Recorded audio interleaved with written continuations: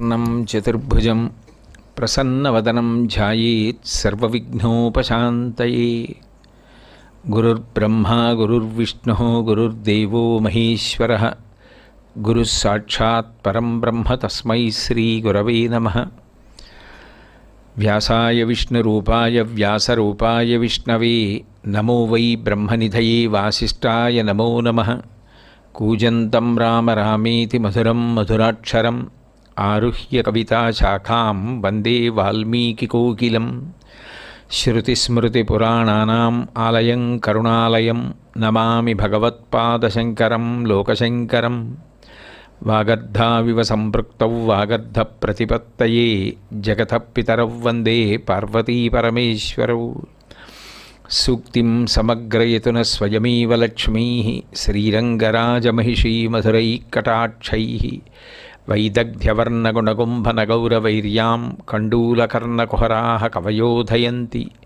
హైమోర్ధ్వపుండ్రమజహన్మకుటం సునాసం మందస్మితం మకరకుండలచారుగండం. బింబాధరం బహుళదీర్ఘకృపాకటాక్షం శ్రీవేంకటేశముఖమాత్మని సన్నిధత్తాం. విమలపటి కమలకుటి పుస్తకరుద్రాక్షసస్తహస్తపుటి కామాక్షి పక్ష్మలాక్షి కలిత విపంచి విభాసి వైరించి. హరి ఓం. పరమేశ్వర స్వరూపమైన సభకి నమస్కారం. తర్వాత నిరహంకారాయ నమః అని కీర్తిస్తున్నారు. నిరహంకారాయ నమః అన్న మాటకు అర్థం ఏమిటంటే, అహంకారము అంటే ఎప్పుడు నేనే గొప్పవాడను అని ఒక భావన. ఏదో ఒక కారణం చేత ఏదో ఒక కారణం అడ్డు పెట్టుకుంటాడు. ఏదో అడ్డు పెట్టుకుని ఇంకా అక్కడి నుంచి ఈ కారణము చేత నేను చాలా గొప్పవాడను, నేనేదో తెల్లగా ఉంటాను, నేను పొడుగ్గా ఉంటాను, నేను నల్లగా ఉంటాను, నాకు 10 పద్యాలు వచ్చు, 5 శ్లోకాలు వచ్చు, 1 గంట మాట్లాడగలను, నేను గంటన్నర సేపు ప్రశాంతంగా వినగలను, అది కూడా అహంకారమే. 1 గంటన్నర సేపు వినగలను, నేను ఇంత పని చేస్తాను, నేను అంత పని చేస్తాను, నాకన్నా ఈ పని చేసేవాళ్ళు ఎవరున్నారు, అవన్నీ అహంకారాలే. అంటే నేనే ఇంత గొప్పవాడను అన్న భావన, నేనే ఇంత గొప్పవాడను అన్న భావన కలగగానే వాడంత గొప్పవాడు కాదు, చులకన భావన పక్కన అది ఉంటుందిగా. మరి నేను చేసినట్టు వాళ్ళు ఏం చేయగలరు, వాళ్ళకెందుకు, నన్ను కదా పెట్టాలి, నన్ను తీసేస్తే అవుతుందా పని, అదో భ్రాంతి. కాబట్టి ఎవరు లేకపోయినా జరగవలసినవన్నీ జరుగుతుంటాయి. కాబట్టి నేను లేకుండా ఎలా జరుగుతుంది, వాళ్ళకేం రాదు, ఎందుకనంటే నాకే వచ్చు, నాకే అన్న నేనే అన్న ఆధిక్యం తనకి తాను ఆపాదించుకొని ఇతరులను చులకన చేస్తుంటాడు. దానికి అహంకారమని పేరు. ఈ అహంకారానికి విరుగుడేది అంటే నిజానికి విద్య. విద్య అంటే తెలుసుకొనుట. చదువుకుంటే ఏం కలగాలి, విద్య దదాతి వినయం, వినయం రావాలి. ఎందుకని, ఇప్పుడు ఒక 10 శ్లోకాలు నేర్చుకున్నాడు అనుకోండి, అసలు వాంగ్మయంలో ఎన్ని శ్లోకాలు ఉండుంటాయి, కోటాను కోట్ల శ్లోకాలు ఉంటాయి. ఎన్ని శాస్త్రాలు ఉన్నాయి, నాకు అందులో ఎన్నొచ్చు, అసలు నాకు వచ్చిన శ్లోకాలు ఎన్ని, దానికి దేనికి అహంకారం, చాలా రావని నాకు అర్థమవుతోంది. ఇప్పుడు 10 శ్లోకాలు నేర్చుకున్న తర్వాత నాకు చాలా రావని తెలిసింది. అంటే విద్యకి అర్థం ఏమిటంటే తెలుసుకొనుట అనొక అర్థం. విద్ అన్న ధాతువు చేత తెలుసుకొనుట విద్య. నాకు చాలా తెలియవని తెలుసుకొనుట విద్య. నాకేం వచ్చు, నాకు చాలా శాస్త్రాలు రావు. వాస్తుశాస్త్రం రాదు, జ్యోతిష శాస్త్రం రాదు, నిరుక్తం రాదు, వేదాంతం రాదు, వేదం రాదు, లేకపోతే కల్పన రాదు, శిల్పశాస్త్రం రాదు, సంగీత శాస్త్రం రాదు, నృత్య శాస్త్రం రాదు, నేను భరతనాట్యం చేయలేను, కూచిపూడి నృత్యం చేయలేను, 2 గంటలు ఎర్రగా ఎండ కాస్తుంటే శ్రమ చేసి ఎక్కడో గొప్పు తవ్వి మొక్కలేసి నీళ్లు పెట్టి శ్రమ చేయలేను. మరి ఏమిటి, దేనికి అహంకారం, ఇంకా నాకు ఏమొచ్చని నేను అహంకరించను, నాకేం తెలిసిన అహంకరించను. అంటే విద్య ఏం చేస్తుంది అంటే తెలుసుకొనుట. ఏది తెలుసుకొనుట, నాకు చాలా తెలియవని తెలుసుకొనుట. నాకు చాలా తెలియవు అని తెలిస్తే వినయం కలుగుతుంది. తెలుసుకున్నదేదో నా అంత తెలుసున్నవాడు ఎవడనడానికి పనికొస్తే అహంకారానికి పనికొస్తుంది. కాబట్టి విద్య నిజానికి ఏమి ఇవ్వాలి అంటే వినయాన్ని ఇవ్వాలి. ఇది అత్యంత ప్రధానం విద్యాభ్యాసంలో. ఎందుకంటే తొందరగా అహంకారం రావడానికి కారణం ఏదవుతుంది అంటే విద్యయే. విద్య వినయాన్ని ఇస్తుంది, విద్య అహంకారాన్ని ఇస్తుంది. నా అంతవాణ్ణి నేను అన్న భావన ఏర్పడే అవకాశం ఉంటుంది అందులో. అందుకే పూర్వం ఏం చేసేవారంటే విద్యాభ్యాసం చెయ్యాలి అంటే గురుకులంలో ఏదో నేను రాజుగారి బిడ్డని అని చెప్పి రాజుగారి అంతఃపురం నుంచి భోజనం పంపించడానికి వీల్లేదు. ఓసారి గురువుగారి దగ్గరికి వెళ్ళాడు అనుకోండి, చక్రవర్తి కుమారుడు అవనివ్వండి, మహామంత్రి కుమారుడు అవనివ్వండి, నిరుపేద కుమారుడు అవనివ్వండి, అందరూ కలిసి మధ్యాహ్నం అయ్యేటప్పటికీ వీధుల్లో ఇళ్ల దగ్గరికి వెళ్ళి భవతి భిక్షాం దేహి అని బ్రహ్మచారులు నిలబడాలి. నిలబడి ఆ వచ్చినటువంటి భిక్షని తీసుకొచ్చి గురుపత్నికి ఇవ్వాలి. గురుపత్ని వండుతుంది. వండి గురుపత్ని అందరినీ సహపంక్తి కూర్చోబెట్టి భోజనం పెడుతుంది. భవతి భిక్షాం దేహి అని భిక్షాటన చేసి తెచ్చుకున్న అన్నం తిన్న కారణం చేత ఆ అహంకారం విరిగిపోతుంది. లేకపోతే నా అంతవాణ్ణి నేనన్న భావనే ఉండిపోతుంది. అందుకని విద్యాభ్యాసమునందు భిక్షాస్వీకారంని అంతర్భాగం చేశారు. లేకపోతే అతిశయం అనేటటువంటిది, నేను వాళ్ళ అబ్బాయిని, నాకు ఇన్ని వాహనాలు ఉన్నాయి, మాకింత ధనం ఉంది, మా నాయన ఇంత గొప్పవాడు, మా తాతగారు ఇంత గొప్పవాడు, ఇవన్నీ ఉండిపోతే వాడు వాళ్ళ కీర్తి పాడు చేసేవాడు కూడా కావచ్చు ఆ గర్వంతో. అలా కాకుండా ఉండాలి, వాడికి వినయం రావాలి. అందుకని వినయం కోసం భిక్షాటన చేయించేవారు. లేకపోతే ఎప్పుడూ కూడా నేనే గొప్ప నేనే గొప్ప అన్న భావన ఏర్పడిపోతుంది. అది ఏ రకంగా పుటమరించినా ప్రమాదమే. అందులో చాలా తొందరగా పుటమరించే అవకాశం ఎక్కడుంటుంది అంటే, చెప్పిన వాడి మాటలు వినేవాళ్ళు చాలా ప్రేమగా వింటూ ఎంతో గౌరవంగా వింటున్నారనుకోండి, చెప్పేవాడికి గర్వం వచ్చే అవకాశం బాగా ఉంటుంది.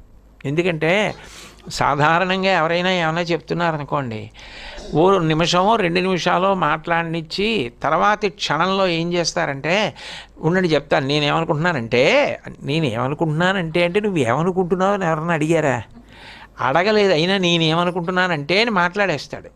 అంటే తాను మాట్లాడి గుర్తింపబడాలి అన్న కోరిక అంతర్లీనంగా ఉంటుంది. అటువంటిది మీరు మాట్లాడండి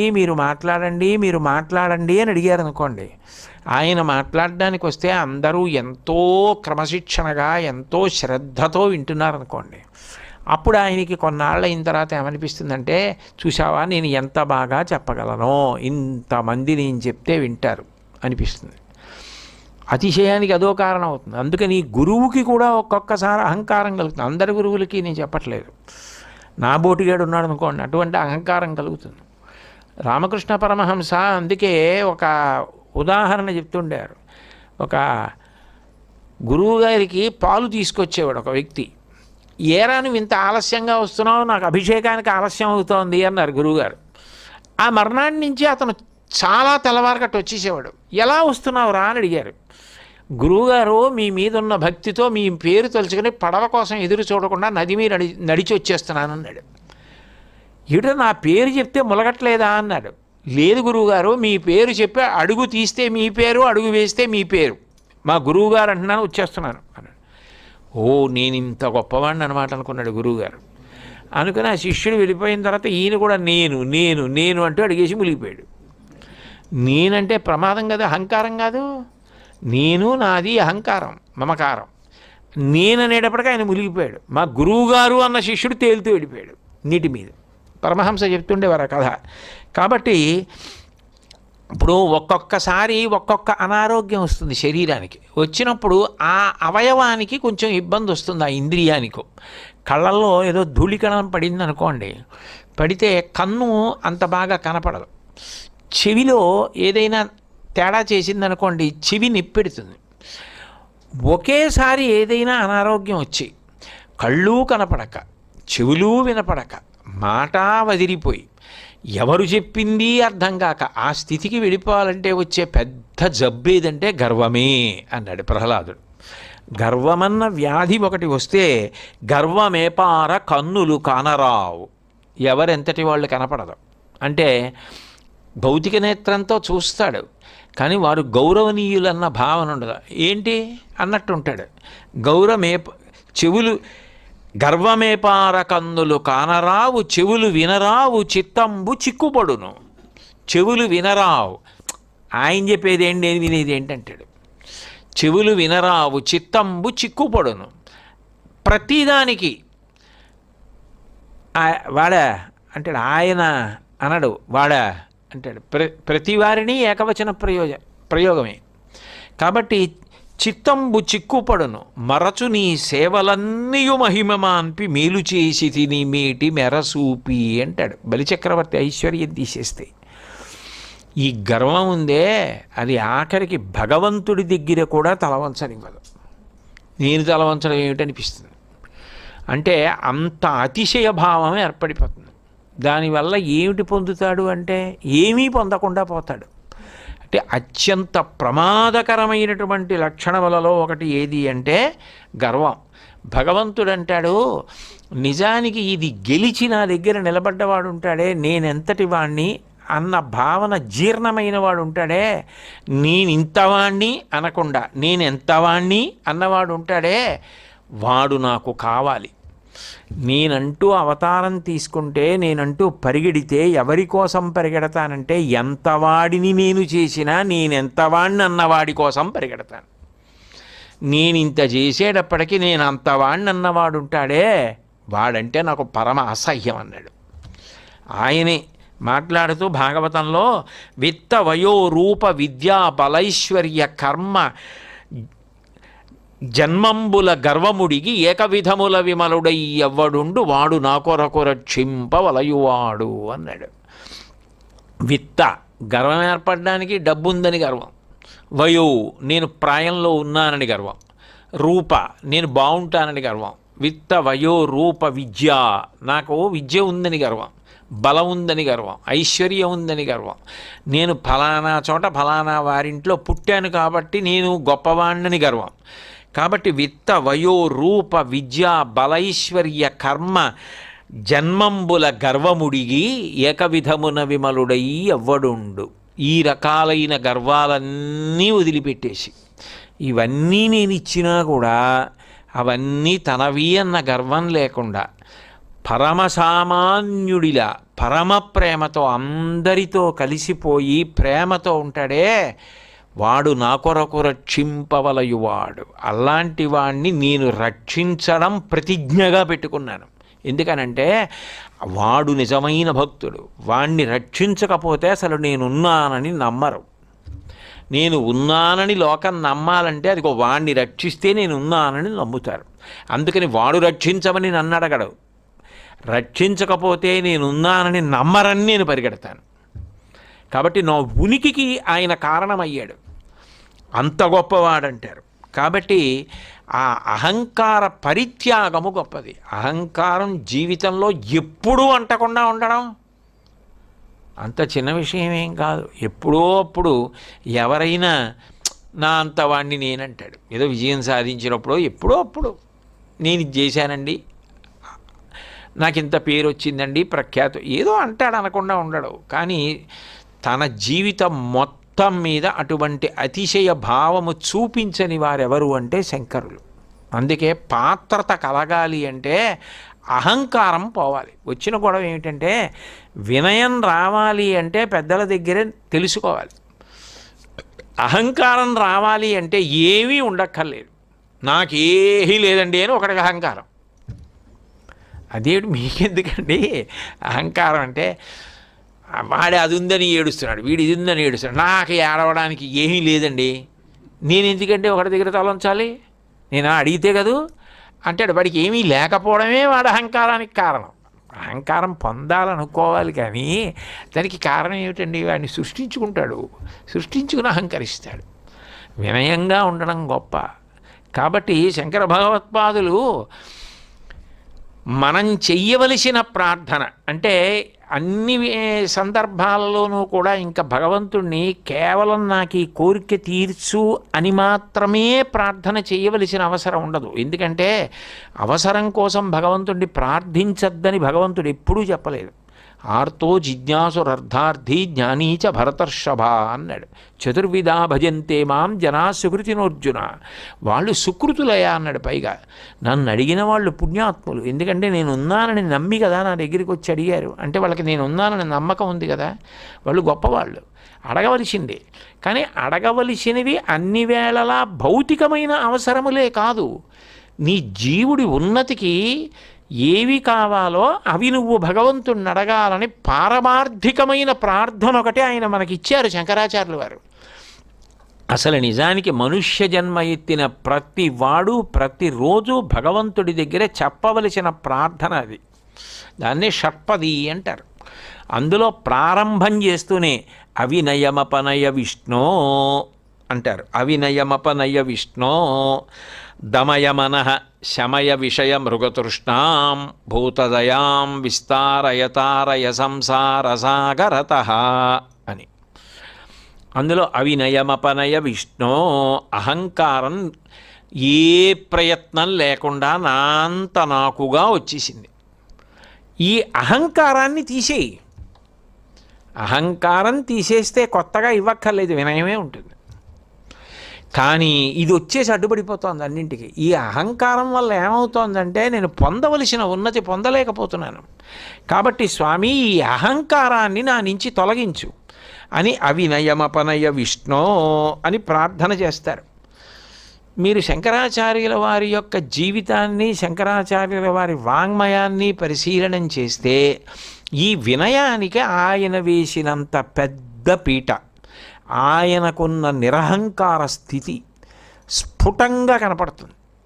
కొన్ని శ్లోకాలు శంకరాచార్యుల వారు చేసినవి చదివామనుకోండి, శంకరాచార్యుల వారి స్థాయికి చేరిపోయిన మహాత్ములు అసలు ఇటువంటి శ్లోకాలు చెయ్యడానికి అంగీకరిస్తారా ఇంకోళ్ళైతే? అది ఆయనకి కాబట్టి చెల్లిందంత వినయంగా రచన చేస్తారనిపిస్తుంది. ఎందుకంటే ఒక చోట అంటారు శివానంద లహరిలో, స్మృతౌ శాస్త్రే వైద్యే శకున కవిత గానపండితౌ పురాణే మంత్రే వా స్తుతి నటన హాస్యేష్వ చతురః కమర్థం రాజ్ఞాం ప్రీతిర్భవతి మయి కోహం పశుపతే పశుం మాం సర్వజ్ఞ ప్రదిత కృపయా పాలయ విభో అంటారు. శివుణ్ణి ఉద్దేశించి శివ స్మృతౌ, నాకే స్మృతి గ్రంథాలు రావు. ఆయన పురాణ స్మృతి సారజ్ఞాయ నమః అని ఆయనకి నామం. నాకు స్మృతులు రావు. స్మృతౌ శాస్త్రే, శాస్త్రం అంటే వేదం, శాసనాత్ శంసనాత్ ఇది శాస్త్ర, రాజశాసనాల్లా మాట్లాడుతుంది కాబట్టి వేదనం. నాకు శాస్త్రాలు రావు. శాస్త్రే వైద్యే, నాకు వైద్య శాస్త్రం రాదు, శకున శాస్త్రం రాదు, కవిత్వం రాదు. ఆయనక ఈ శ్లోకం రాస్తున్నది కవిత్వం కాదు. శకున కవిత గాన పండితౌ, నాకు సంగీతం రాదు. పురాణే, పురాణం చెప్పడం రాదు. మంత్రేవా, మంత్రాంగం ఆలోచన చెప్పడం అంతకన్నా రాదు. పురాణే మంత్రేవా స్తుతి నటన, పోని ఇవన్నీ వద్దు. ఒకళ్ళని పొగడము రాదు. పోని నటించేద్దామంటే నటన రాదు. హాస్యం ఆడదామంటే హాస్యం ఆడటము రాదు. చాతుర్యం అంటే అది లేదు, తెలివితేటలు లేవు. అప్పుడు నన్ను ఏమంటారు? శివ పశువు అంటారు. నేను పశువుని, మీరు పశుపతి. పశువు పాడైపోతే, ఆవు తప్పిపోతే ఎవరినంటారు? ఎరా చూసుకోవద్దా ఆవు వెనకాతలు వెళ్ళి, ఆవు రాలేదు రాత్రింటికి ఎక్కడికి పోయిందో అని ఆవుని కాసే వ్యక్తిని అంటారు. పశుపతివి నువ్వు, నేను పశువుని, నన్ను నువ్వు కాపాడుకో. పశుమాం, నేను, మాం అంటే నేను పశువుని. పశుమాం సర్వజ్ఞ ప్రతిత కృపయా పాలయ విభో, నన్ను కృపతో పాలించు స్వామి అంటారు. అసలు అట్లా వినయంగా మాట్లాడగలిగిన వాళ్ళు ఉంటారా? అంత వినయంగా. అది ఏదో ఓసారి ఆ శ్లోకం రాశారండి, కానీ ఆయన అలా ఉండరు. అది శ్లోకం ఏదో రాశారంతే అందామా అంటే 32 ఏళ్లలో శంకరాచార్యుల వారు అహంకరించినటువంటి సన్నివేశం ఒక్కటి కనపడదు. అంత వినయంగా ఉంటారు. ఇంకా వినయంతో మాట్లాడినది సౌందర్యలహరి. దృశా ద్రాఘీయస్యాదరదలిత నీలోత్పలరుచా దవీయాంసం దీనం స్నపయ కృపయా మామపి శివే అనీనాయం ధన్యో భవతి నచతే హానిరియత వనేవా హర్మ్యేవా సమకర నిపాతో హిమకర అంటారు. దవీయాంశం, దవీయాంశం అంటే దూరంగా విసిరివేయబడ్డవాడు.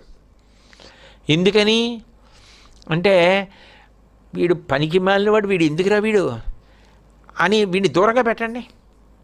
వీడు దేనికి అక్కర్లేదు, ఏ సమావేశానికి వాడు అక్కర్లేదు, వాడిని వచ్చి కూర్చోమన్నాడు చాలు అన్నారనుకోండి, ఎంత విసిగెత్తిపోయారని గుర్తు. పనికిరాడు సరికదా ఆటంకం అవుతాడని గుర్తు. అప్పుడు విసిరి అవతల పారేస్తారు దూరంగా. దవీయాంశం, నేను విసిరివేయబడిన వాడినమ్మా. ఎందుకని ఆ మాట? ఆవిడ హైమవతి, హిమవంతుని కుమార్తె, హిమవత్ పర్వతానికి కుమార్తె కాబట్టి ఉత్తరాన అక్కడెక్కడో హిమవత్ పర్వతం మీద ఉంటుందని ఆయన ఎక్కడో కేరళలో పుట్టారు కాబట్టి దూరంగా ఉన్నాను. అది కూడా వినయమే ఆయనకి. దవీయాంశం దీనం, బహుదీనుణ్ణి, అడగడం కూడా రాదు. స్నపయ కృపయా మాం అపి, మాం నన్ను కూడా. ఏమిట్రా నిన్ను కూడానా అనుగ్రహించడం అంటే దాని అర్థం ఏంటి? నీకు కూడానా అంటే వాళ్ళకంటే ఏదో అవకాశం ఇవ్వగలను కానీ నీకెలా అవకాశం ఇవ్వగలను, నీకేమొచ్చని అంటాను చూడండి. అప్పుడు అడగవలసి వచ్చిందనుకోండి, ఏమీ చేత కాని వాడు నాకు కూడా ఏదైనా ఇవ్వండి అని అనుకోండి, నాకు ఇవ్వండి అండవు, నాకు ఇవ్వండి అండవు, అయ్యా నాకు కూడా ఏదైనా ఇవ్వండి అంటాడు. మాం అపి, నాకు కూడా, స్నపయ కృపయా, నీ కంటి దృష్టి పాతము చేత తడిపేయమ్మా.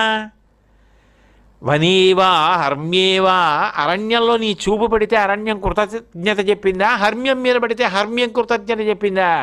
దేని మీద పడితే అదే మెరుస్తుంది. అమ్మ నా మీద పడితే నీ కంటికి నిప్పెట్టిందా? ఇంత చేతకానివాడు నీకు దొరుకుతాడమ్మా, నన్ను తడిపేయమ్మా నీ కృపాదృష్టితో. దవీయాంశం దీనం స్నపయ కృపయా మామపి శివే. ఎవరు అసలు ఒక్క పాదంలో అంత వినయ ప్రకటన ఎవరు చేస్తారు? అది అహంకారం లేని స్థితి అంటే అట్లా ఉంటాయి ఆయన శ్లోకాలు. అది విచిత్రం ఏంటంటే అది మనం చదువుకున్నాం అనుకోండి, ఎలాగో అంత గొప్పగా మనం రాయలేం. కనీసం ఆయన దగ్గర వినయం నేర్చుకోవాలంటే ఆ శ్లోకం చదువుకోవడం వస్తే చాలు. ఆయన గురించి మాట్లాడి ఆయనకి పేరు పెట్టేంత గొప్పవాడిని అనుకుని మాట్లాడి చిన్నతనాన్ని బయటపెట్టుకోవడం కన్నా ఆయన చేసిన శ్లోకాల్లో ఈ శ్లోకం రోజు పారాయణ చేసుకుంటే పెద్దరికం వస్తుంది, అంటే వినయం వస్తుంది, అహంకారం పోతుంది. కాబట్టి దవీయాంశం దీనం స్నపయ కృపయా మమపి శివే అంటారు. అట్లాగే అమ్మవారి యొక్క నవరసాలు చెప్పినప్పుడు శివే శృంగారార్ధ్ర తదితరజనే కుత్సనపరా సరోషా గంగాయాం గిరిశచరితే విస్మయమతి హరాహిభ్యోభీత సరసిరుహ సౌభాగ్యజననీం సఖీషు స్మేరాతే మయి జనని దృష్టి సకరుణా అంటారు. కారుణ్యం దగ్గరికి వచ్చేటప్పటికి అమ్మవి కదా, నా వంక దయతో చూడమ్మా అంటారు. అసలు అన్నిటికన్నా అద్భుతం ఏమిటంటే వాంగ్మయంలో వాల్మీకి మహర్షి రచించిన సుందరకాండ, శంకర భగవత్పాదులు చేసిన సౌందర్యలహరి, ఈ రెండిటిని దాటేవి ఉండవు అని చెప్తారు పెద్దలు. అంత గొప్పది సౌందర్యలహరిని. సౌందర్యలహరి శ్లోకాలు చదవడమే అంత గొప్ప. శంకర భగవత్పాదుల యొక్క అనుగ్రహానికి తేలికగా పాత్రం కావాలి అంటే అందులో ఇటువంటి సభలు జరుగుతున్నప్పుడు సౌందర్యలహరి చదవడం అంటే అదొక మహద్భాగ్యం. ఎందుకనంటే సౌందర్యలహరి శంకరాచార్యుల వారి శాబ్దిక స్వరూపం అంటారు. అది అందులో ఒక పాదం ఎవరు రచన చేయలేరు, అంత గొప్పది. అటువంటి సౌందర్యలహరి సాక్షాత్ అమ్మవారి యొక్క విద్య. ఆనందలహరి సౌందర్యలహరి రెండు కలిపి సౌందర్యలహరి. అటువంటి సౌందర్యలహరి చేసిన వారు శంకరాచార్యుల వారు. అంతా చేసేసి ఆఖరణ ఆయన నేను ఫలానా వాడిని, ఫలానా వంశం వాడిని, ఫలానా గొప్పవాడి కొడుకుని, నేను ఇది పైన చెప్పబడినదంతటిని రచించినాను అని అనలేదు ఆయన. ఆయన ఆఖరి శ్లోకంలో చెప్పిందంటే ఏంటంటే ప్రదీపజ్వాలాభిర్దివసకర నీరాజన విధి సుధాసూతే చంద్రోపల జలల వైరర్ఘ్యరచన స్వకీయైరంబోభిస్సలిడినిధి సౌహిత్యకరణం తదీయాభిర్వాగ్భిర్ స్తవజనని వాచాం స్తుతిరియం అన్నారు. అమ్మా, ఈ సౌందర్యలహరి అని నేను చెప్పిన శ్లోకాలున్నాయే, ఇవన్నీ ఎటువంటివో తెలుసా? సూర్య భగవానుడి దగ్గరికి వెళ్ళి ఎవరో చిన్న కర్పూరం బెళ్ళ ఒకటి వేసి ఆయనకి హారతి ఇచ్చాడు. ఎవరికి? సూర్యుడికి. ఇప్పుడు ఇటువంటి ఋతువులో 9 అయ్యేటప్పటికి ఎలా ఉంటాడు? ఆయనకు చిన్న కర్పూరం బిళ్ళతో హారతిస్తే ప్రదీప జ్వాలాభిర్దివసకర నీరాజన విధి. సూర్య భగవానుడికి ఓ కర్పూరం బిళ్ళతో హారతి ఇవ్వడం ఎలా ఉంటుందో, ఆయన వెలుగు ముందు ఈ వెలుగు ఎందుకైనా సరిపోతుందా? అలాగే సుధాసూతే చంద్రోపల జలల వైరర్ఘ్యరచన, చంద్రుడి యొక్క కిరణాలు వెళ్ళి చంద్రకాంత శిలల మీద పడితే చంద్రకాంత శిలలలోంచి కొంత జలం ఊరుతుంది. ఆ కిరణాలు పడకపోతే ఊరదు.